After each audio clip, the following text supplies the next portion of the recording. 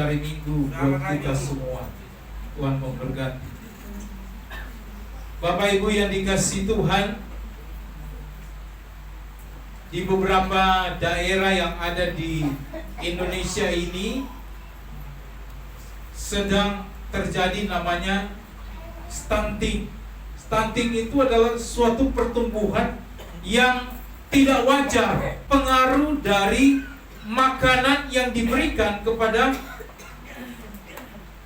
ibu hamil, dan kedua dari ketika bayi itu dilahirkan, maka nutrisi makanan yang diterima bayi ini tidak baik.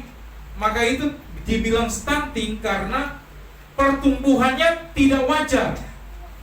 Yang seharusnya dia sudah bisa jalan, tapi anak ini tidak bisa jalan. Yang seharusnya dia sudah bisa bicara, tapi dia belum bisa bicara. Yang seharusnya dia sudah sekolah, dia belum bisa sekolah. Nah, ini stunting sedang terjadi. Makanya kita harus menjaga apa yang kita harus jaga. Apa yang kita makan ini harus kita waspadai, harus kita jaga. Apa yang masuk di dalam tubuh ini harus kita jaga, karena itu akan mempengaruhi baik kita, orang yang ada di sekitar kita, itu akan mempengaruhi. Kemarin saya lihat satu dokter menjelaskan anak yang berusia 5 tahun sudah terpapar kanker paru-paru karena ayahnya adalah perokok, dan anak ini masuk pada perokok pasif. Terus dokter ini jelaskan, sekalipun rokoknya sudah habis, tetapi kalau bau rokok itu, coba saudara perhatikan ya, orang yang tidak pernah merokok dan saudara mendekat dengan orang merokok, sekalipun dia sudah tidak merokok, tapi bajunya bau, itu ternyata salah satu penyebab anak ini kena kanker ketika di USG paru-parunya. Maka anak itu sudah sangat berbahaya. Nafasnya di IGD sudah 1-1. Dokter ini jelaskan, anak ini tidak salah, tapi lingkungan itu yang salah. Lingkungan itu yang tidak peduli terhadap anak yang sedang dalam pertumbuhan. Nah, saudara yang dikasihi Tuhan, Bapak Ibu, judul khotbah pagi hari ini adalah bertumbuh dalam firman dan doa. Nah, bagaimana kita mau bertumbuh di dalam firman dan doa? Yang pertama, pentingnya kita bertumbuh dalam firman Tuhan. Itu di dalam 2 Timotius 3 ayat 16 sampai 17. Dan saudara membacakan firman Tuhan, karena iman timbul dari mendengar akan firman Tuhan. Segala tulisan yang diilhamkan Allah memang bermanfaat untuk mengajar, untuk menyatakan kesalahan, untuk memperbaiki kelakuan, dan untuk mendidik orang dalam kebenaran. Dengan demikian, tiap-tiap manusia kepunyaan Allah diperlengkapi untuk setiap perbuatan baik. Silakan dulu. Segala tulisan yang diilhamkan Allah memang bermanfaat untuk mengajar. Saudara, pada waktu kita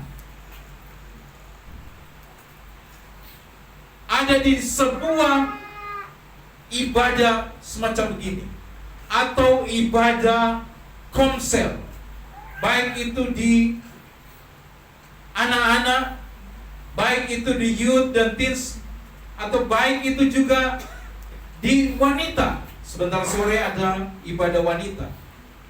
Apa firman Tuhan ini maksudkan bagi kita? Bahwa segala tulisan itu bermanfaat untuk mengajar kita.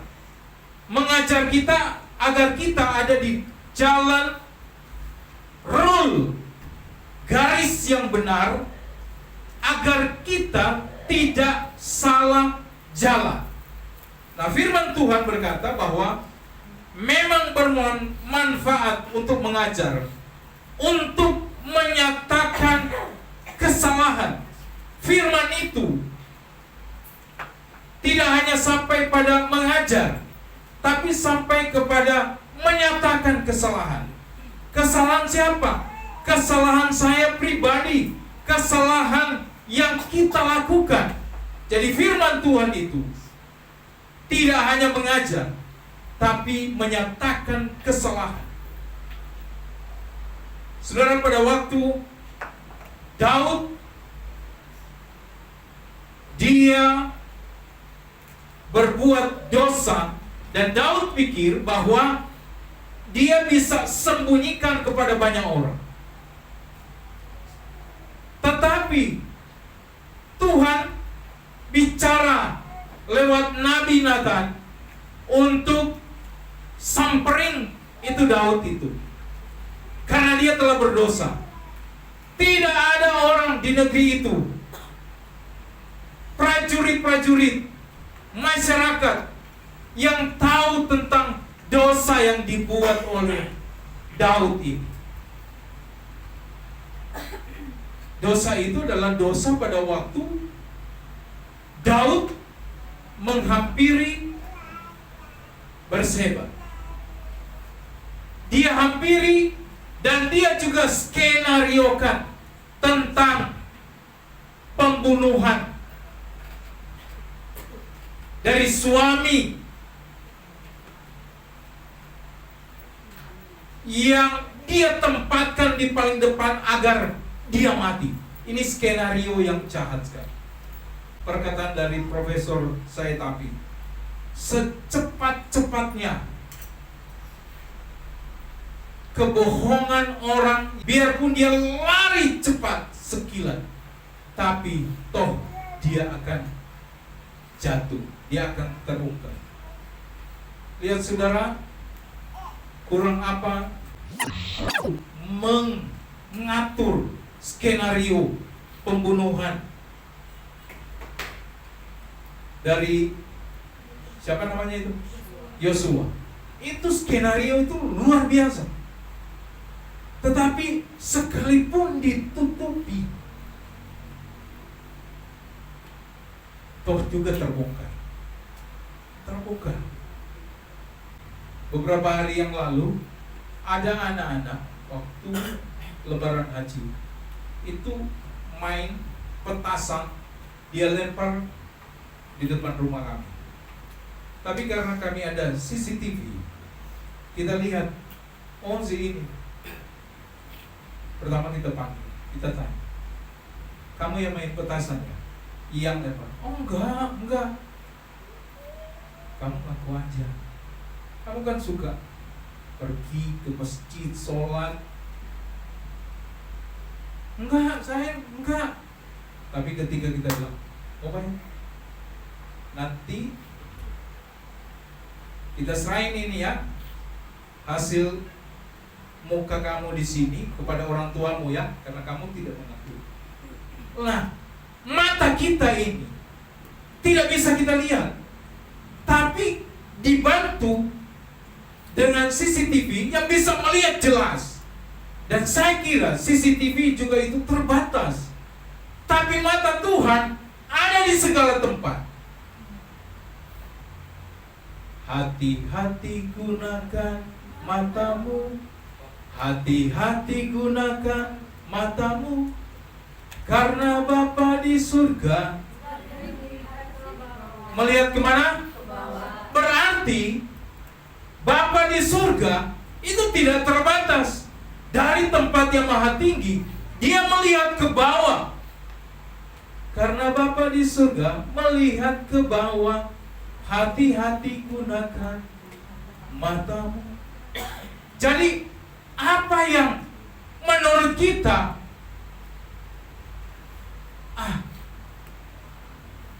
dia nggak tahu. Daud juga berpikir, orang seistana di dalam rumah dia tidak tahu, tapi Tuhan mengetahui. Jadi firman itu tidak hanya mengajar, tapi dia menyatakan kesalahan.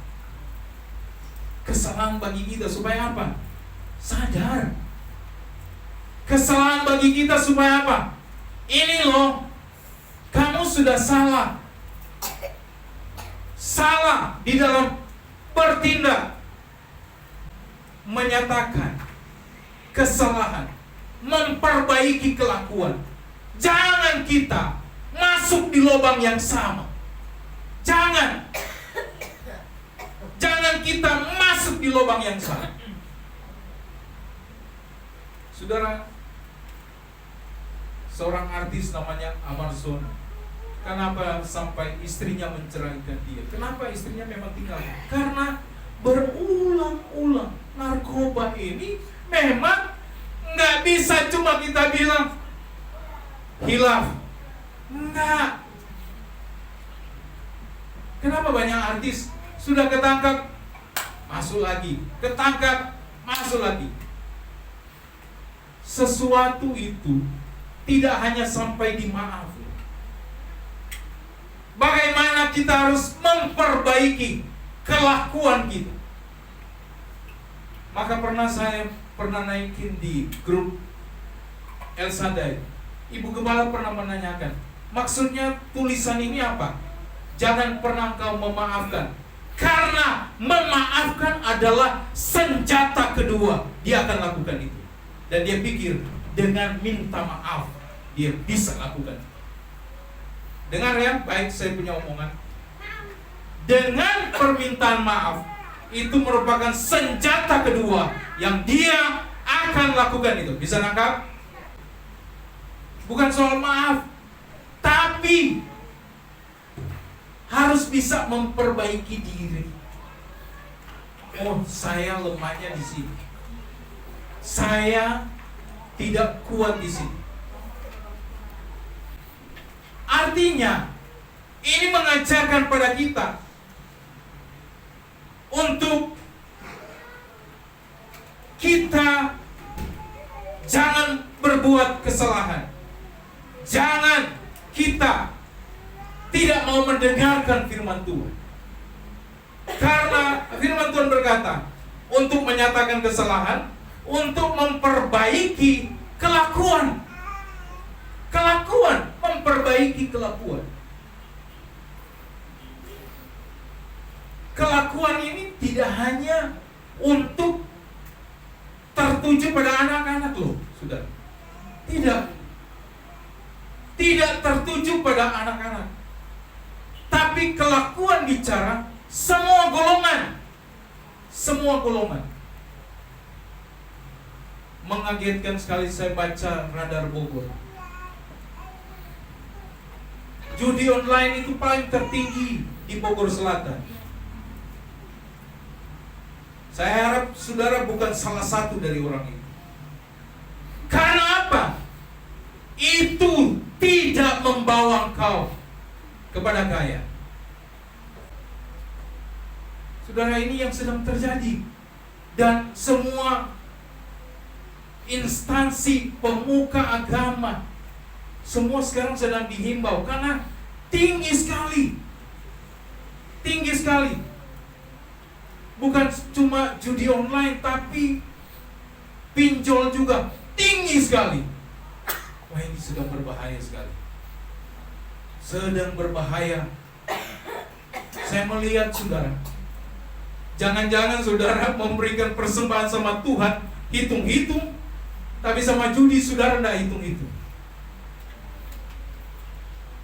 Jangan-jangan saudara makan di rumah, ngitung-ngitung, tapi buang kepada sesuatu yang tidak berharga. Saudara berani. Kalau kita mau bertumbuh, itu mesti cari komunitas yang bisa membangun kita. Pentingnya kita bertumbuh karena firman Tuhan itu adalah panduan kita. Dengan kita baca firman Tuhan, Berbahagialah orang yang tidak berjalan menurut nasihat orang fasik, yang tidak berdiri di jalan orang berdosa, dan yang tidak duduk dalam kumpulan pencemooh. Silakan. Sampai situ dulu. Berbahagialah orang yang tidak berjalan pada orang fasik yang memberikan nasihat sama kita. Orang fasik itu banyak loh. Udahlah, ngapain lu mau percaya sama Tuhan? Toh susah, sulit. Ngapain kamu ke gereja? Ngapain kamu berdoa? Saya nggak berdoa sehat, saya nggak berdoa toh berkat tetap mengalir. Ngapain? Itu orang fasik loh. Udahlah, nggak usah dulu dengar firman Tuhan. Nggak usah. Berbahagialah orang yang, coba Pak Tarzadi, ulang lagi. Berbahagialah orang yang tidak berjalan menurut nasihat orang fasik. Nasihat orang fasik jangan didengarkan. Apa itu? Nasihat negatif. Tapi saudara, pada waktu kita kasih nasihat yang baik, mana yang orang mau dengar? Dia lebih suka negatif.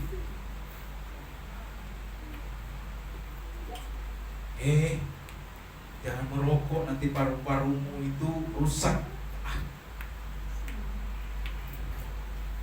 Iya, kalau kita punya duit yang banyak. Kalau kita nak punya duit yang banyak, waktu divonis nafas tinggal satu-satu, baru kita bilang, Tuhan, belas kasihanmu. Tuhan bilang, enggak. Sudah 10-15 tahun yang lampau sudah pernah dikasih tahu. Terus Pak Tarzani, tetapi yang kesukaannya ialah Taurat Tuhan, dan yang merenungkan Taurat itu siang dan malam. Tetapi yang kesukaannya ialah Taurat Tuhan, dan yang merenungkannya siang dan malam. Berarti firman ini akan memberikan kita bertumbuh secara rohani, memahami kehendak Tuhan. Dan firman ini sebagai arah kompas bagi kita. Sama pilot itu, dia bisa terbang dan dia bisa mendarat karena ada kompas yang mengarahkan dia.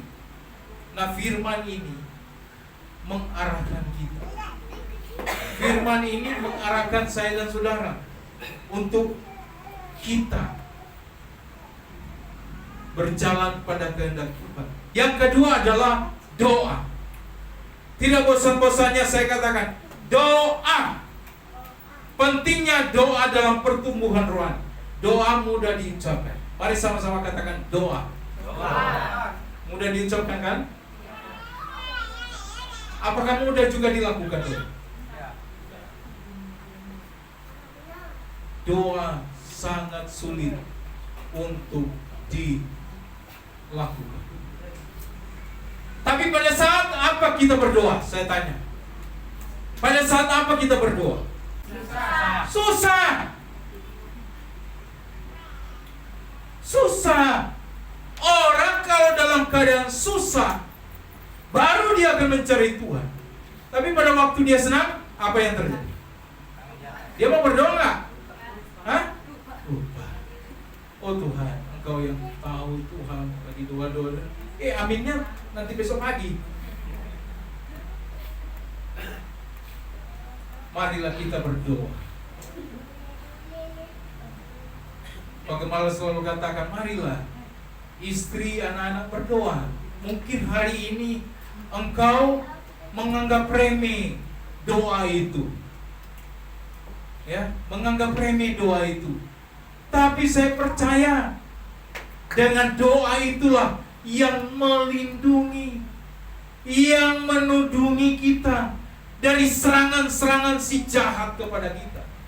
Doa itulah yang menolong kita agar anak-anak kita mereka diberikan kesehatan, kekuatan.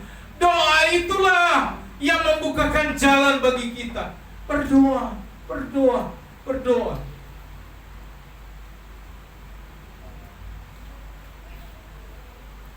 kami tidak akan bosan-bosan mengatakan, mari jemaat tetap berdoa.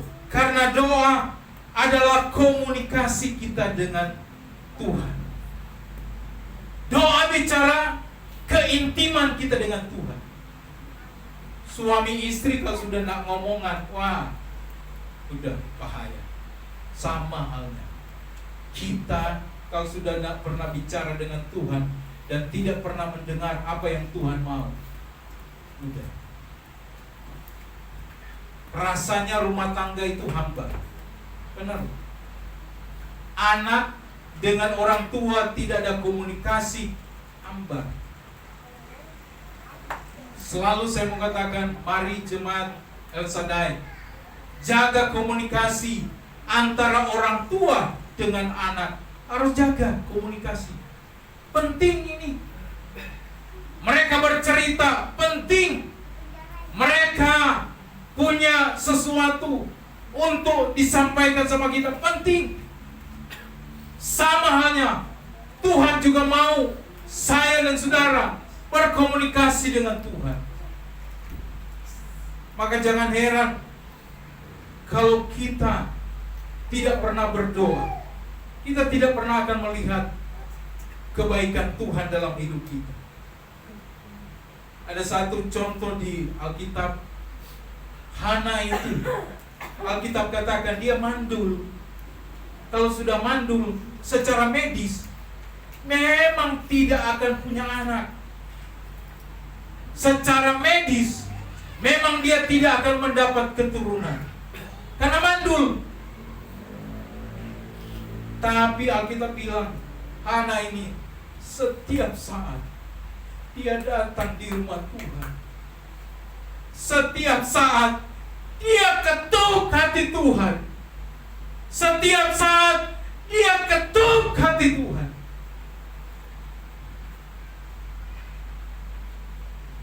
Dia dihina oleh Penina. Penina hina dia terus. Mandul, mandul. Saya sudah punya anak. Kamu mandul. Tapi lihat, tantangan tidak membuat Hana itu dia mundur kepada Tuhan, tapi tantangan membuat Hana itu dia semakin getol sama Tuhan.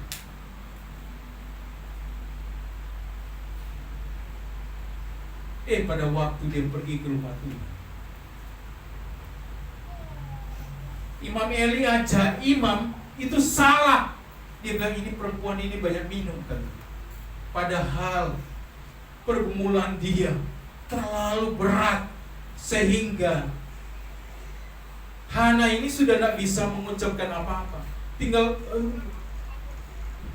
sangat sulit karena tekanan begitu berat. Tapi di sana, Pak, tangisan Hana ini tidak pernah sia-sia. Maka Tuhan bicara kepada Imam Eli, bilang sama dia, tahun depan di waktu yang sama engkau akan memiliki keturunan. Saudara, apa yang mustahil bagimu, apa yang mustahil bagimu, tidak mustahil bagi Tuhan. Hana tidak pernah undur, tapi dia percaya pada Tuhan, maka mujizat Tuhan terjadi. Mari tetap kita berdoa pada Tuhan. Pergumulan besar kepada kita. Kita menginginkan untuk tempat ibadah. Doa saja sama Tuhan. Tidak ada yang mustahil.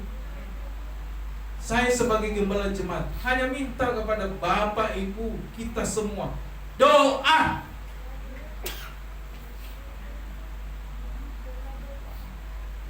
Tiga hari yang lalu ada orang transfer di rekening gereja. Dia bilang, Pak, saya bantu ya.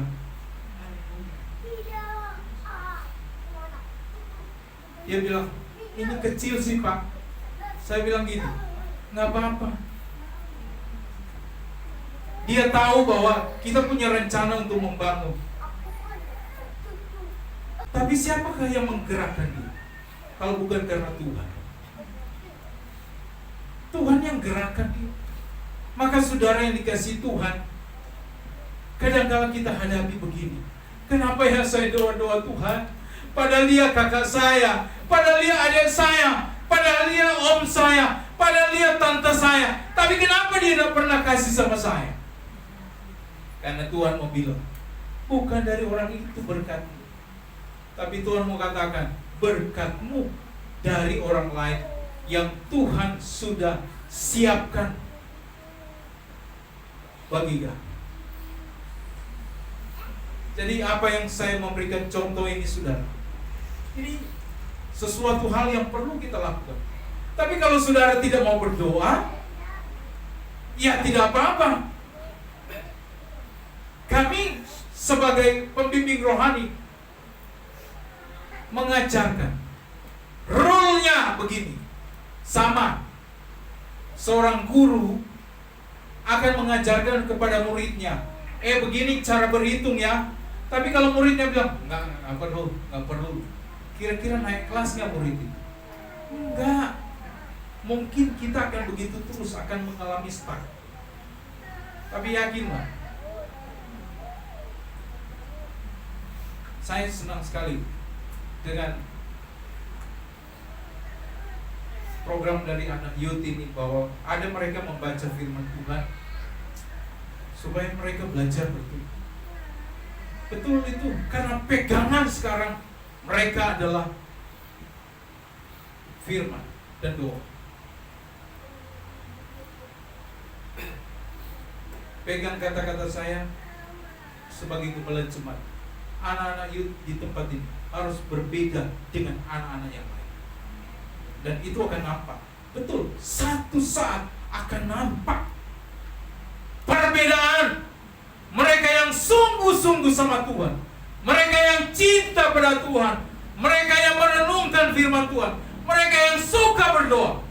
Pegang omongan saya, akan berbeda hidup orang yang takut akan Tuhan dan orang yang tidak takut akan Tuhan. Mari kita bertumbuh di dalam firman dan doa. Amin.